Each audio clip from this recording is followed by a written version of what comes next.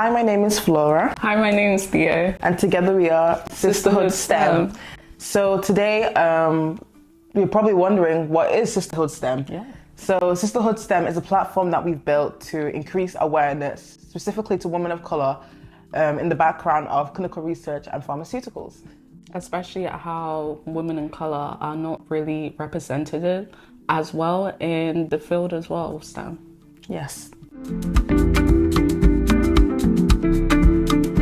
We've known each other since high school, so we met in high school. And after high school, going to college and sixth form and stuff, I moved away from Manchester. So I went to a different sixth form and everything like that. After high school, obviously I stayed and I went to college to study applied sciences in BTech. And at the time, I think everyone's saying that there's exams at BTech now, but when I was there was no exams. So that's the pathway I went through. And then I went to university to study medical sciences in my bachelor's degree.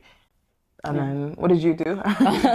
So in sixth form, I did my A-levels in biology, chemistry, and maths. Yeah. And then after that, I got into university. So my first degree I did was in pharmacy. So I applied for pharmacy at my university and I got into that. And then after my second year of pharmacy, I did not pass pharmacy. And then I got into pharmacology instead. So I did that instead at my university and did that all the way to the end of it. Yeah. And are you doing any masters now? Now I'm doing my masters in oncology research, cancer research currently. So my master's is in clinical research. So you can see very closely how both our careers cross over. Yeah. Hers is more from the pharmaceutical perspective.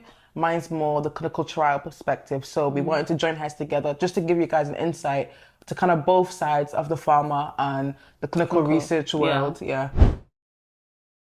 How did we get into this path? What led us to choosing to be women of colour in STEM?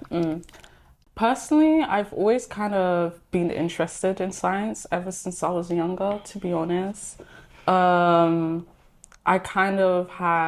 It was a kind of funny story I tell people. I kind of had a mini pharmacy growing up in my own room. I didn't know that. Yeah. I had drugs. Yeah. No, for real. I used to take the paracetamol and everything and little cough flu stuff and put it in my little closet. There was a top in my closet and had that as my mini pharmacy. And then if someone was ill and stuff in the family, they'll come to me for it and everything. That's so cute. So I don't know, I've always just been interested in medicine, but I always kind of had the want to help people. I feel like that's something strong I've always had ever since I was younger. I just want to help people. I want to do whatever I can to help people. And I feel like being in STEM and being a scientist is just a bit of both, even though I'm not physically interacting with people. I know the work I'm doing behind the scenes is helping people in the long run, a lot. Yeah. For me, my pathway is a little bit different from Theo, because originally when I studied my bachelor's degree, apologies for my voice, guys, if I'm a bit stuffy, I was actually looking to go into graduate medicine. But then as the years went on and I had experience working in a GP practice, seeing how doctors are and everything, I realized that as much as I love it, the work-life balance is not for me. The things and the goals I wanted to achieve, I couldn't attain it being a back-to-back doctor. And for me, that was a hard reality to try and let go, because when I was young, I was like, no, I want to be a doctor. I want to be a doctor. But as you grow older, you can actually kind of see, you see the priorities you have in life, spending time with your family, quality time. I know many doctors, I know one orthopedic surgeon actually, that because he works so much, he sees patients more than he sees his family. And that's not the case that I wanted. But I still was interested in science. So I was like, okay, what can I do instead that will help me that will make me do something I love, helping people through science. So I applied for a physician associate course because I saw it as a step down from a doctor that has a better balance. Got into that course, did the interview, everything, even got my jabs, like I was fully into the course, and then boom, the course got suspended. And I was asking God, like, why has this happened? Like, after everything I've been through. But then in the long run, I kind of saw that it was protection that I didn't understand at the time, because there was a lot of skepticism around the physician associate role and the job security as well. And I'm hearing that people have completed the course, they've not got a job after, and that they're even thinking of scrapping it and everything. So in a way, it was actually protection. So I was kind of like, okay, God, what do I do? Because I want like a work-life balance. I still want to help people, but I don't know what career to go to, because all I've known in my life is either medicine, pharmacy, lawyer, or what's the other one, a joker, or dentist as well. Dentist. I even went to get some work experience in a radiology department, because I was like, oh, radiology. Did that, and I was actually, it's not for me. The radiology was very repetitive. So it's like, okay, it's not really a career that I can go into. So there's 3 jobs I got. One was like 3 job offers I got. One was a radiology assistant. The other was a clinical trial assistant. And then the other one was, I can't even remember, but let's just stay with the 2 for now.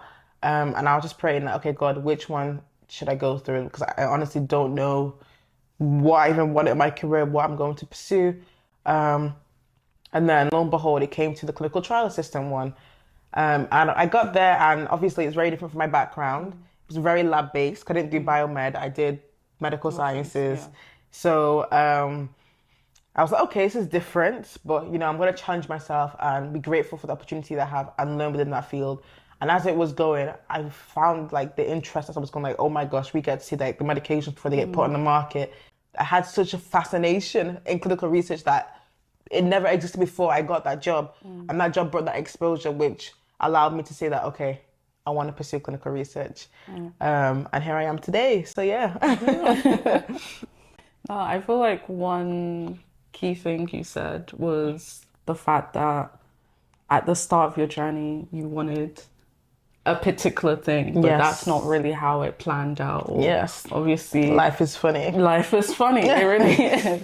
Like even me with the pharmacy and how I did pharmacology and failing my second year. Yeah. Honestly, I feel like that was a blessing in disguise. Rejection was for the protection. No, for like 100%, like 100%, because I feel like doing pharmacology I wouldn't be doing my master's right now in cancer research. I wouldn't be doing that. I feel like if I continued with pharmacy, I wouldn't be happy. I don't think I would have been happy really in that field and everything. I feel like truly I do like research and everything. And there's one thing that growing up, my mom's always said that, yeah, Theo, you're really interested in research. But I was like, yeah, but I want to be a pharmacist. Medicine. I mean, doctor, pharmacist. I want to do this. But it's like, no, at the end of the day. But yeah, it really is a blessing in disguise. Like you never really know, like the start of your journey to the end of your journey or midway through your journey, because it's not like our journey's over, you get what I mean? No, yeah, of course. There's so much more to even come.